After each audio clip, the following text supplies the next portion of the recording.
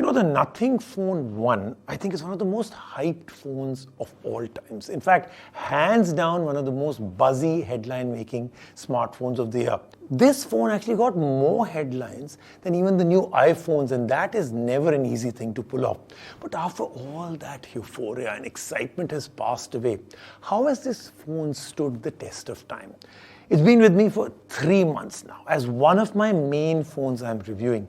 And I've experienced literally everything with this phone. So let me tell you how it went. Let's start off with the biggest one, the transparent design and the clean software. This clearly indicated that this phone had nothing to hide. In fact, the company's very focused approach towards updates and revealing exactly what is in the update is yet another example of this very transparent, minimalistic approach. But how did the transparent design live up to my daily use?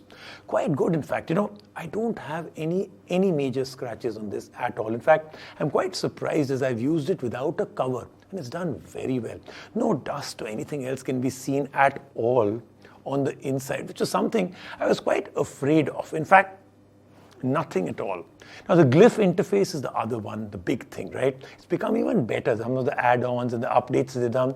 The LEDs, there's no yellowing of them at all. In fact, I quite enjoy the GLYPH interface. If you use it intelligently, this phone gives you a lot of information without looking at the screen. It's also quite a conversation starter, and everyone wants to know a little bit more about it. So, good stuff there. Then the screen also lived up to its potential, as there was no color change or any dimming, which sometimes happens with some phones in 2 to 3 months. Outdoor visibility is still great. Indoor, it feels even nice and more refined with the updates. Updates have been very regular, and they've made some interesting add-ons. I now have better control over the always-on display. It can be scheduled to switch off at night. Another interesting one, you can now toggle on a fingerprint icon when the screen is off, which gives you the exact position where you need to press down to unlock the phone. Again, good thinking. Now, with the updates, the battery life has also dramatically improved. In fact, quite shockingly so.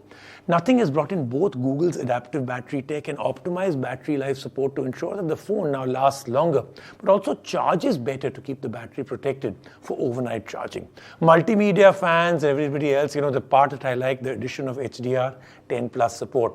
Now switching to the camera setup. The Nothing Phone 1 had a pretty good camera at launch. We quite liked it, right? But subsequent updates have now really improved the performance.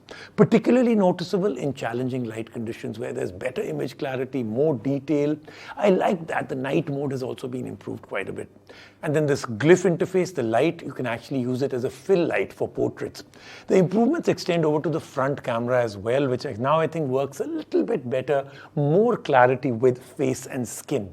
So my 3-month long-term review with the Nothing Phone 1 is that I enjoyed the phone and the buzz and the headlines it made then, but now I can actually quite frankly say that this is a great phone. If you're looking for a mid-range buy, want something different and yet something that performs very well in all departments, this is something I think we can recommend.